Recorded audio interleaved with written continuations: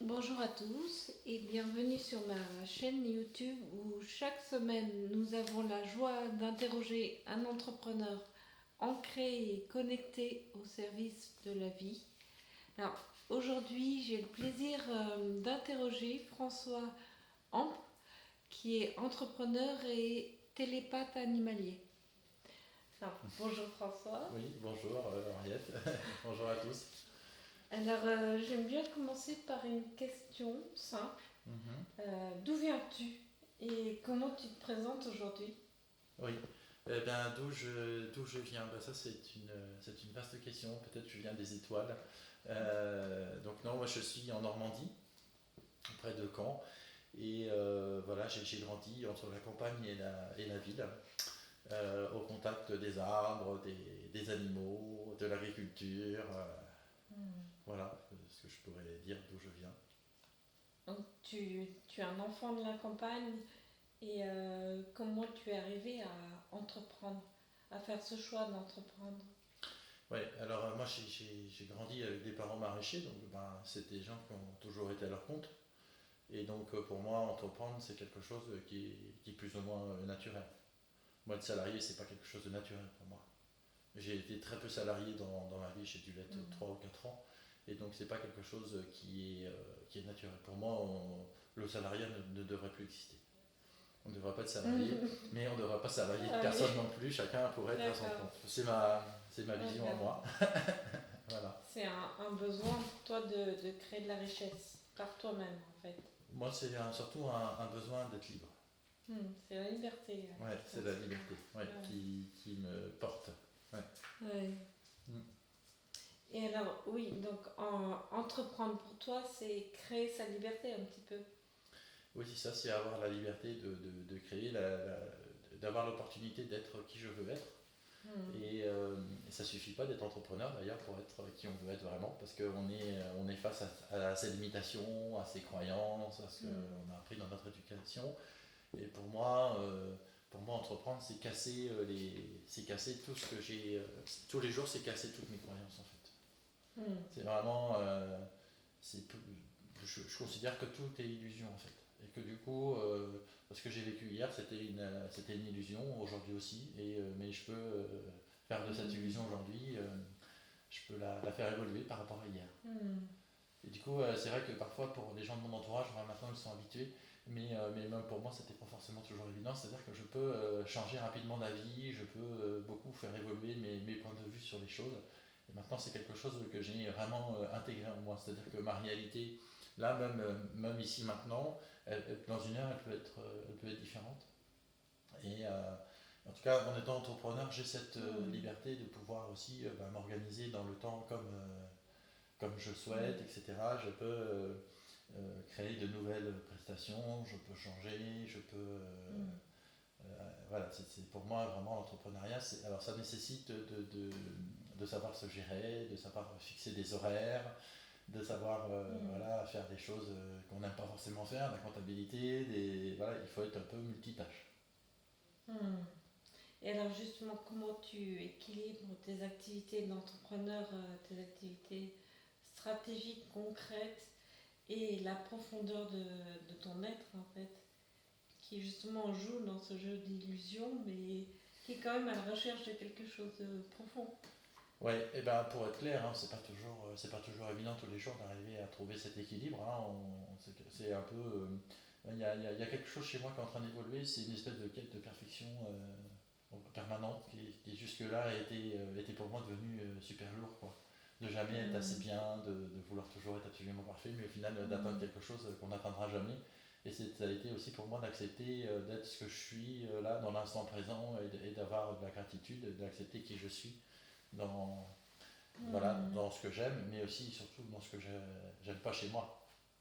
Ah oui, c'est accepter. Ouais. Souvent des choses, Accepter moi ce que je d'être remarque ce c'est qu'on que est plus. les choses qu'on n'aime pas, c'est souvent des choses aussi qui peuvent être belles. Enfin, c'est un point de vue qu'on a sur certaines choses qui sont souvent en lien avec notre passé, notre histoire, nos croyances qu'on a acquis jusqu'ici. Et du coup, on porte un regard limité sur des choses qu'on juge Hmm. comme étant positives ou négatives, alors qu'au final, on n'en sait fichement rien. On est toujours dans ce jeu de la dualité en fait. Ouais. Et C'est ça. c'est ça l'illusion en fait. Ah oui, c'est l'illusion, ouais, complètement. Ce qui peut nous sembler bien à un moment donné peut finalement être négatif. Ce qui peut nous paraître négatif parfois peut être finalement un beau cadeau. Enfin, moi je considère que finalement tout ce qui arrive, c'est ni bien ni mal. Ce qui arrive doit arriver. Euh, C'est la vie en mouvement. Oui, En là, fait. c'est ça. Mais c'est-à-dire que les graines qu'on sème, on les récolte forcément. Et après, on récolte ce qu'on a semé dans le passé, mais après, c'est quelles graines on sème maintenant, dans l'instant présent. Et qu'on va récolter plus tard. Oui, c'est ça. Et est-ce que tu pourrais nous parler de ton projet aujourd'hui? Oui. De ce qui t'anime justement. Oui. Ben, moi, je suis passionné par l'effet miroir et mon principe, c'est 100% responsable mais pas coupable. Et donc, en fait, c'est vraiment reprendre pleinement les rênes de sa vie, donc d'où le côté entrepreneuriat et recherche de liberté. C'est dans le sens où je considère que tout ce qui est à l'extérieur de nous n'est pas. J'ai vraiment choisi de sortir de l'état de victime et que je considère que j'attire à moi toutes les situations, bonnes ou mauvaises, celles qui me conviennent, celles qui ne me conviennent pas. Et la question, c'est plus d'accuser l'extérieur de me brimer, mais c'est de me poser la question pourquoi j'ai attiré ces situations à moi. Du coup, l'effet miroir, on va le retrouver dans différents domaines. Je l'ai beaucoup développé dans le côté jardin. Et donc, je me suis rendu compte que dans les jardins, j'aidais les champs à voir que des plantes malades dans leur jardin, etc., correspondaient aussi à des parties d'eux-mêmes, des émotions blessées ou des poids transgénérationnels. Et donc, à travers des actions de jardinage, j'aide les gens à se libérer de leur poids transgénérationnel. Et pour moi, le végétal, c'est une étape. Et donc, en ce moment, je fais beaucoup de communication avec les animaux, parce que l'effet miroir entre les animaux et leur maître ou leur maîtresse, il est juste extraordinaire. Et c'est-à-dire que quand un animal il est malade, eh bien, on cherche le problème chez lui, on l'emmène chez le vétérinaire, etc. On cherche à le soigner. Mais l'animal, ce qu'il va me dire, c'est que le problème, il n'est pas en lui, il est logé en nous. Et c'est ce que j'ai vécu avec ma chienne quand elle avait tous ces nombreux problèmes. Et pour moi, l'animal, il se rapproche davantage de notre condition humaine. Il commence à être un miroir fort. Et puis je sens que ce que la vie aussi m'amène en ce moment, c'est d'aider les humains à comprendre pourquoi ils rencontrent d'autres êtres humains qui aussi là sont miroirs, et c'est plus difficile à intégrer parce qu'en fait on est dans une espèce de dualité intérieure qui fait qu'en fait on voit plus l'unité. Ouais. L'unité en fait. Ouais. On est en guerre intérieure et donc en fait moi j'ai un rôle de réconciliateur. Donc, évidemment je le fais pour moi aussi parce que c'est tous les jours il y a de la réconciliation à faire. Et je sais que ma contribution pour le monde, c'est pas de changer les autres, mais c'est d'abord de me changer moi-même. Parce que si moi je suis en guerre intérieure, je ne vais pas contribuer à la paix dans le monde. Donc, ce que je fais maintenant, c'est que je ne cherche plus à éteindre les conflits intérieurs, mais c'est juste les observer en fait. C'est un peu ce que font les gens qui font de la méditation. Et donc il y a un conflit intérieur, c'est pas de chercher à l'évacuer, parce que ça c'est un peu le fuir, mais c'est juste l'observer, le voir. D'accueillir. Oui, d'accueillir. Voilà, simplement. Et de s'accepter, ok, là je constate que je suis en conflit intérieur, donc avoir cette honnêteté, cette sincérité avec soi-même, et de se dire, voilà, je suis comme ça aujourd'hui, je m'aime avec ça. Et du coup, forcément, dans mes accompagnements, j'aime les gens aussi à aimer des parties d'eux-mêmes qui voient comme des boulets, qui voient comme des choses négatives, mais qui en fait sont des choses qui peuvent être des choses très belles, parce qu'en fait on est un humain, on est une totalité, et en fait le chemin c'est d'aimer surtout ce qu'on aime le moins. On aime le moins, ce qu'on aime le moins chez nous, c'est en lien avec nos croyances, avec notre histoire. Et en fait, apprendre à aimer des choses qu'on n'aime pas, c'est les voir différemment. Donc c'est pour ça que l'observation, pour moi, elle est très intéressante. Mais je reviens sur cet effet de miroir dont tu nous parles, c'est intéressant. Parce que dans l'univers, finalement, tout est information. Et on peut trouver, comme tu le fais, l'information dans les plantes aussi. Mm. Et on peut trouver, d'ailleurs tu Mm. utilises aussi les huiles essentielles, Ouais. l'information est dans les huiles essentielles aussi. Oui, complètement. Oui, oui. Et c'est ça qui te passionne en fait, c'est l'information. Oui, oui, oui, en fait, on a la possibilité de communiquer avec une dimension bah, dont on ne nous apprend jamais à l'école, hein, de communiquer avec l'esprit des plantes, avec l'esprit des animaux, etc.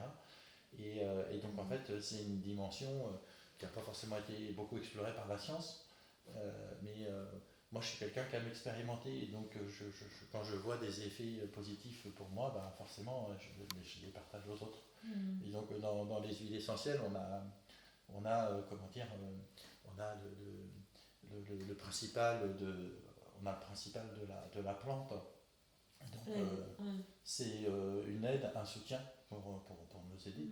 Hein. Et une information aussi. Oui, on peut y trouver des informations, ouais, complètement. De toute façon, dans tout ce qui va être arbre, plantes, etc., l'huile essentielle, on va effectivement trouver on va trouver des informations qu'on a en nous, mais disons que ça va être des outils qui nous aident à lire l'information que nous on a. C'est des révélateurs en fait.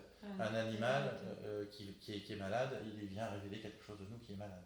Ça ne veut pas dire qu'on a la même maladie que lui, mais il vient révéler quelque chose en nous qui ne va pas bien. Et il nous le montre de cette façon. Alors c'est une vision qui n'est pas très courante, hein. Donc voilà. J'aime bien parler de ça parce que c'est quelque chose qui est passionnant. Et alors, comment tu accompagnes tes clients? Tu as des offres? Tu as des programmes ou comment ça se passe? Alors avec les animaux, selon la problématique des animaux, bon, plus l'animal est malade, plus il va avoir quand les animaux ont du diabète, quand les animaux ont des cancers, des choses comme ça, des problèmes, on va dire, chroniques que personne n'arrive à résoudre, l'accompagnement, il peut être sur plusieurs mois.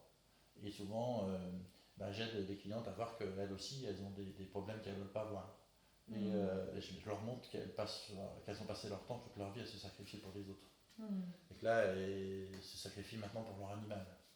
Mais l'animal, lui, il ne veut plus qu'on se sacrifie pour lui. Donc, en même temps, donc, ce que tu proposes, c'est de soigner les animaux et en même temps soigner la personne. Donc, c'est une double thérapie. C'est ça. Enfin, c'est-à-dire que même pas en fait. C'est-à-dire que la thérapie, elle est pour nous humains en fait. L'animal, l'animal, il ne fonctionne pas. Non, il n'a pas besoin de nous. Et d'ailleurs, il va, quand nous on va guérir ce qui est blessé en nous, l'animal, il va pouvoir réactiver ses forces de guérison. Ou alors, s'il est dans un état de santé très avancé, il va mourir de façon plus douce, plus apaisée. En paix. Ouais. Voilà, parce qu'il va s'être senti entendu. Et donc, voilà. Et c'est ce qui fait que c'est pour ça que je communique principalement avec des animaux vivants, parce que il y a des gens qui sont 10 ans après la mort de leur animal toujours en culpabilité, etc., et qui n'ont pas compris le message profond de leur animal sur eux. Et donc, on peut toujours communiquer avec des animaux défunts. Et quand on peut le faire avec des animaux vivants, c'est plus sympa. Oui. Oui, c'est peut-être plus simple aussi. Là, c'est comme les relations humaines, c'est vraiment un miroir. C'est-à-dire que quand on peut se réconcilier avec nos parents, avec des gens de notre famille, et quand ils sont encore vivants, c'est toujours plus sympa. Alors, après, on peut toujours le faire quand ils sont partis sur l'autre plan, quand ils sont défunts. Mais moi, je pense qu'on est là pour vivre et s'incarner. Il y a de ça aussi, accepter son incarnation. Oui, tout à fait. Écoute, merci François. J'ai encore une question, si tu as envie d'y répondre juste en quelques mots. Comment tu vois ton entreprise au service de la vie? Pour moi, mon entreprise, elle est d'abord à mon service. Parce que c'est pour ça aussi que je l'ai créée. Tu es la vie, donc... je suis la vie aussi. Et puis je montre aussi aux gens qu'il faut accepter d'avoir un ego. Que l'ego, c'est pas forcément quelque chose de mauvais. On en a besoin. Donc il faut aussi l'accepter. Comme on a aussi un mental. Et c'est juste la façon dont on va l'utiliser. Donc pour moi, une entreprise, elle est d'abord au service de la personne qui l'a créée. Et forcément, après, si mon entreprise, elle me fait du bien, après, elle va faire du bien aux autres. C'est ça, moi, mon objectif. C'est d'abord me faire du bien et après de rayonner quelque chose où je vais montrer aux gens que c'est important de se mettre en priorité. Parce qu'évidemment, moi-même, j'ai passé mon temps à me sacrifier pour tous les gens de ma famille, etc. Et au final, c'était ni positif pour moi, ni pour eux, en fait. Oui, je pense qu'il faut être dans la bonne énergie, bonne vibration pour pouvoir nourrir. Donc moi, mon entreprise, clairement, elle est à mon service. Très Bah bien ouais. répondu. Ouais, Très bien carrément. Moi, je répondu. pense que c'est important de le dire parce que je vois bien que chez tous mes amis thérapeutes, et moi j'ai longtemps été comme ça, on est là au service du monde, on a plein de grands projets, on veut sauver la planète entière, mais on s'oublie tellement qu'au final, il faut se sauver soi-même en fait. Oui, avant de sauver le monde, et C'est je crois ça. que c'est Gandhi qui Ouais, le ben oui. disait, Ouais. donc Ouais. on va l'écouter. Oui, ben, le Christ aussi le dit, hein, Oui, c'est voilà, vrai. et je crois que c'est ça, et pour moi, mon entreprise, oui, elle est à mon service. Hmm, Voilà. hmm. C'est très beau, c'est très beau. Ouais. Et donc je te remercie beaucoup pour Oui, tout ce que merci à tu nous as toi. offert. Ouais. Puis je mettrai tes liens Mhm. sous la vidéo pour que nos éditeurs puissent te contacter et connaître un petit peu plus ce que tu nous proposes. Mhm. Mais je te souhaite une belle journée Oui, et merci à j'espère toi à aussi. très bientôt. Ouais. Merci François. Ouais.